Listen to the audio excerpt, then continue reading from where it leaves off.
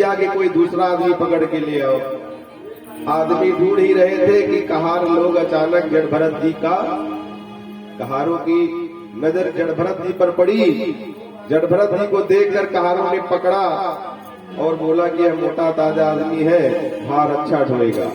बोले बाबा इधर आओ, थोड़ा मदद कर दो, ये महाराज जी पालकी में लग जाओ, थोड़ी सेवा कर दो। जड़ भरत जी बोले ठीक है भैया, सेवा तो अच्छी चीज है, सेवा कर लेता हूं। अब जड़ भरत जी महाराज ने भी अपने कंधे में डोली रख लिया, पालकी रख करके चल पड़े। जड़ भरत बाबा अपनी मस्ती में चल रहे हैं। महापुरुष तो नीचे दृष्टि डालकर ही चरण रखते हैं कि कहीं कोई चीटी मटा न दब जाए, ताकि कोई चीटी मटा न दब जाए। जब कहार जल्दी जल्दी चलने लगे तो भरत जी के पैर के नीचे कोई चीटी चीटा आवे तो छलांग लगाने लगे।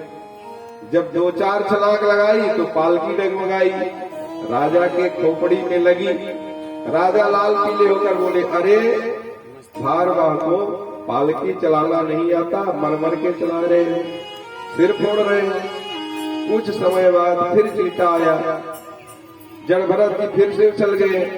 राजा तो अब क्रोधित होकर के जड़ भरत जी को देख लिए कि यही है, यही एक मूर्ख है जो जानबूझ करके उछल रहा है, ताकि इसको छोड़ दिया जाए। चलो मैं तुम्हें तो अब दंड दूंगा। अब जड़ भरत जी को लगा कि यदि अब नहीं बोलूंगा तो न बोलने से मुझ पर तो कोई फर्क नहीं होगा, परंतु मेरा अपमान करने से ये राजा जरूर नरक में गिरेगा। तो आज जीवन में पहली बार, आज तक तो पागल बने घूमते थे, जड़ भरत जी बोले और ऐसा बोले कि राजा का कल्याण ही कर दिया। संत जल्दी से बोलते नहीं, और संत की कृपामयी वाणी जब प्रकट होती है तो निश्चित ही जीव का कल्याण कर देती है। अतः जड़ भरत जी बोले, त्वयोदितं व्याक्तमविप्रलाप्तं भक्तो शनेश्चाचदवेर्भारः गन्तुर्यदि स्यादधिगयं ममत्वा तीवेतिरासो न पिदा प्रवादः। अरे राजन, आप किसे दंड देने की बात कर रहे हो? तुम मुझे क्या दंड दोगे? क्योंकि मैं न तो पतला हूं, न मोटा हूं, न जन्मा हूं, न मरता हूं। ये सब तो देह का धर्म है। राजा ने पूछा कि आप हैं कौन? आपका यज्ञोपवीत बता रहा है कि आप सच्चे कोई ब्रह्मज्ञानी ब्राह्मण हैं। मैं तो राजा हूँ, संसार में किसी से नहीं डरता, पर मुझे डर लगता है तो केवल और केवल ब्राह्मण के क्रोध का डर लगता है। राजा ने तुरंत पालकी नीचे रखवाया और सीधे जड़ भरत जी के चरणों में साष्टांग प्रणाम किया। महाराज, मुझे ब्राह्मण कुल के अपमान का डर लगता है, क्योंकि ब्राह्मण यदि कुपित हो जाए तो वह केवल उस व्यक्ति को ही नहीं वरन उसके पूरे वंश का विनाश हो जाता है।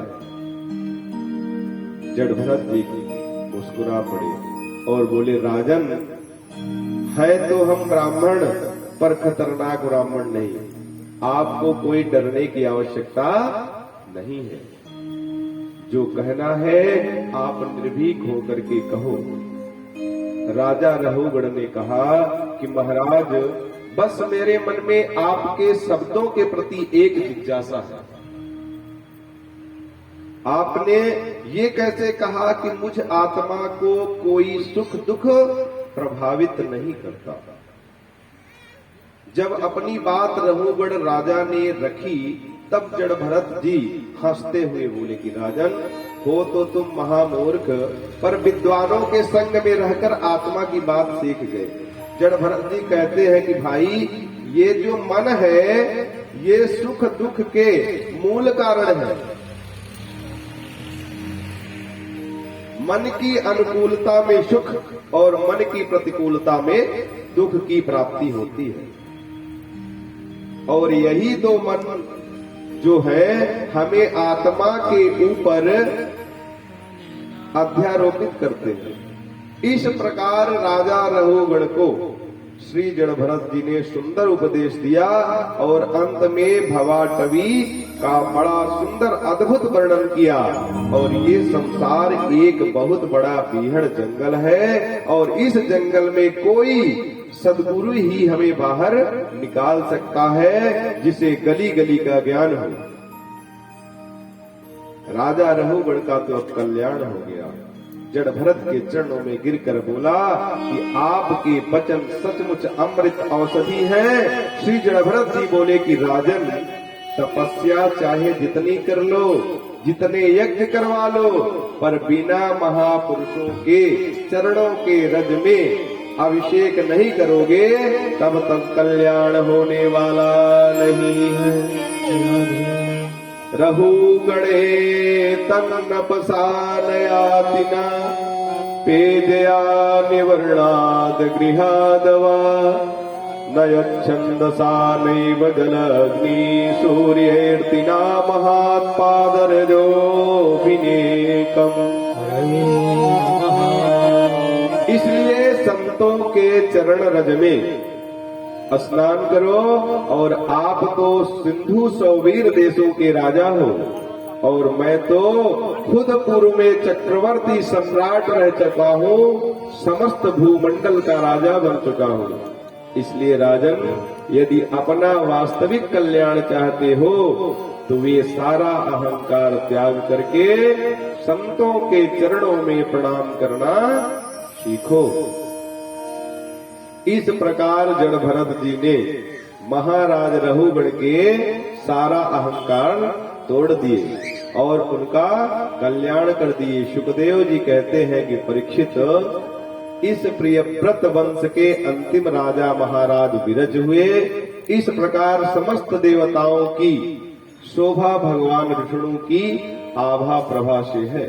उसी प्रकार इस प्रियव्रत वंश में उत्पन्न राजा विरज ने अपने सुयश से इस वंश को विभूषित किया। बोलिए भक्त और भगवान की जय, बाल कृष्ण भगवान की जय हो। मेरा दिल तो